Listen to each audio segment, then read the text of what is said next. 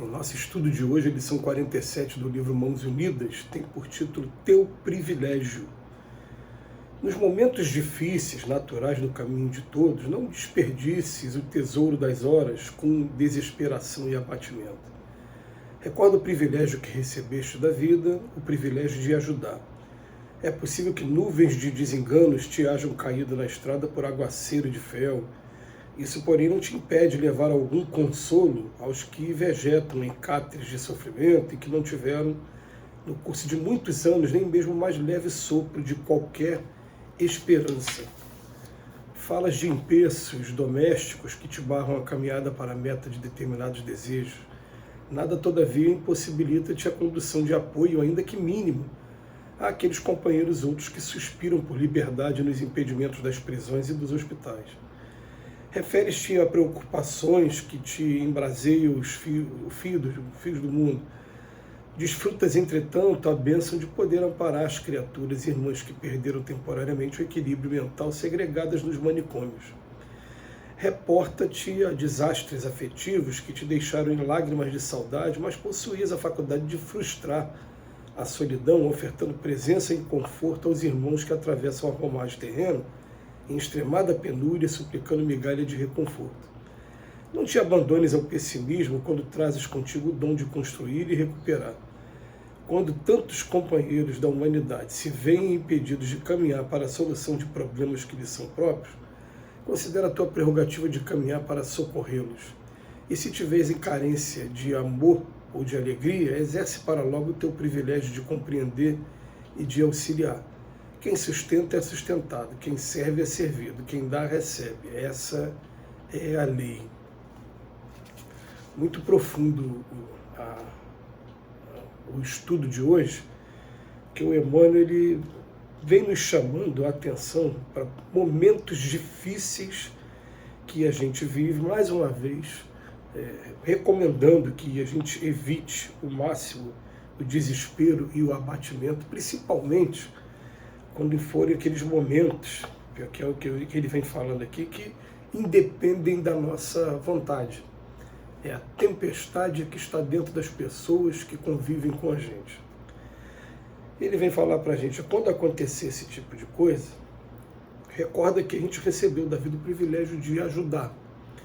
E muitas das vezes, ele vem falando aqui, que esse problema está dentro da nossa casa. Fala, empeços domésticos que barram a caminhada. E ele fala para a gente, está tendo esse problema dentro de casa?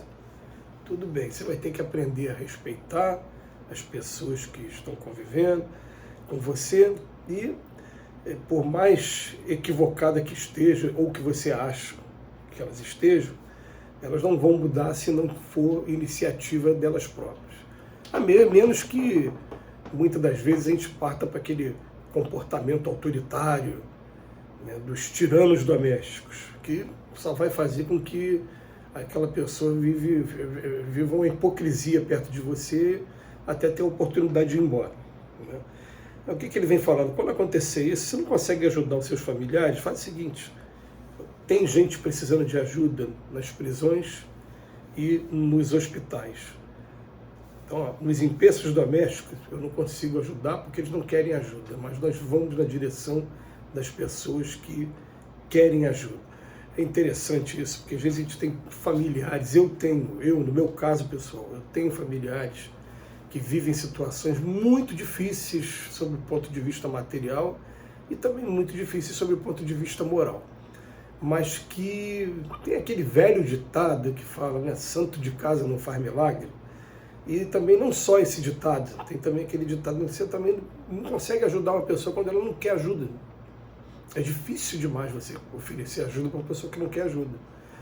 Então, algumas vezes, olha só, pasmem, a gente vai receber umas críticas do tipo assim, poxa, mas faz isso no hospital, faz isso no presídio, faz isso no centro espírita e com a própria família não faz. Não, mas aqui com a família não estou tendo abertura, não tem abertura. E a pessoa ela quer continuar fazendo daquele jeito e quer, de certa maneira, defender sua liberdade de permanecer no erro. Então, você não tem o que fazer, deixa a coisa acontecer e faz o seu serviço em outro lugar.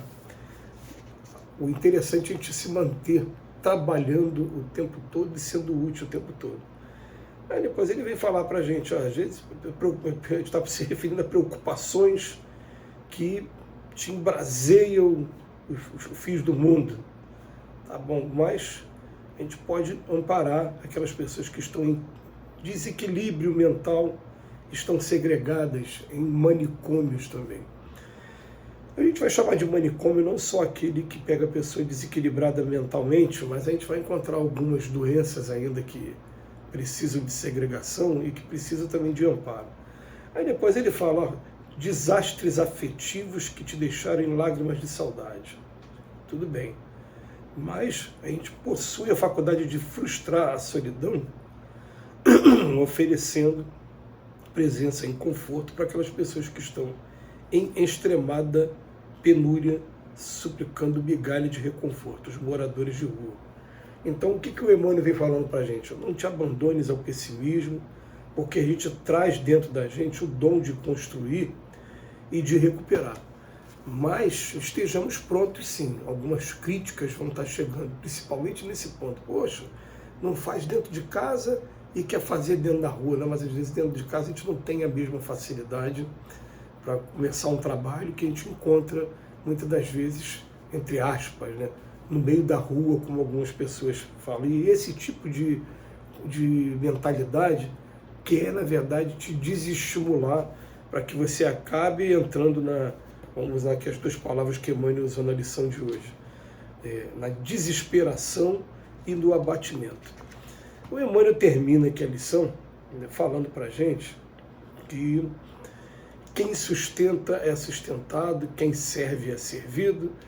Como dizia Francisco de Assis, é dando que se recebe, e que a gente tem sempre alguma coisa de bom para doar de nós mesmos, mas a gente vai enfrentar essa dificuldade. E a dificuldade que dói mais na gente é aquela assim, quando a gente tenta buscar paz e de convívio entre aquelas pessoas que estão convivendo com a gente, e essas pessoas dificultam o tempo todo essa paz. Aí dói na gente, machuca a gente, mas a gente vai chegar ao ponto, peraí, não, eu não vou me deixar abater por isso não, que o problema é deles, infelizmente, eles que ainda precisam de reflexão, de compreensão, de muita coisa do processo da vida, do porquê que é necessário que os escândalos aconteçam, mas ai daquele que provocar o escândalo, e é um processo educativo para todos, sem exceção.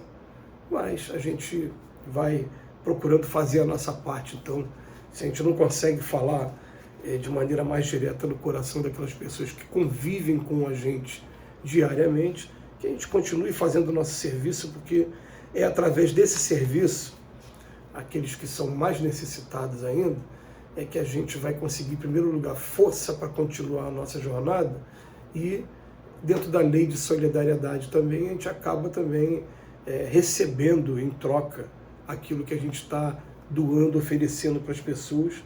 E o Emmanuel, é claro, ele vai colocar aqui para a gente, nesses momentos, ele fala, não te abandones ao pessimismo quando trazes contigo o dom de construir e de recuperar. Ele fala para a gente. Né? E ele está trazendo para a gente aquela informação de que essa lei de solidariedade vai fazendo com que uns ajudem os outros. É a frase que a Joana de Ângeles passou para o nosso querido Divaldo, quando falava, né? Quando a gente aprender a ser solidário, a gente jamais vai viver como solitário, porque as pessoas começam a se interessar de alguma maneira pelos nossos problemas também e acabam vindo até a nossa direção para nos envolver, para nos impulsionar para o progresso. Então, vai depender de cada um de nós. A gente está renovando o tempo todo. A gente está, às vezes, no meio espírita, dentro da nossa casa espírita, procurando uma equipe de trabalho que possa estar cumprindo a finalidade que a gente escolheu, e de repente o grupo não está conseguindo encontrar uma harmonia por motivos que são alheios, porque o nosso trabalho é o tempo todo tentar unificar o grupo. Aliás, esse ano está sendo até um dos temas aí dos encontros do Chico Xavier, a união que deve existir entre nós espíritas. E a gente vai fazer a nossa parte, não esmorecendo jamais. Que Jesus nos abençoe hoje e sempre.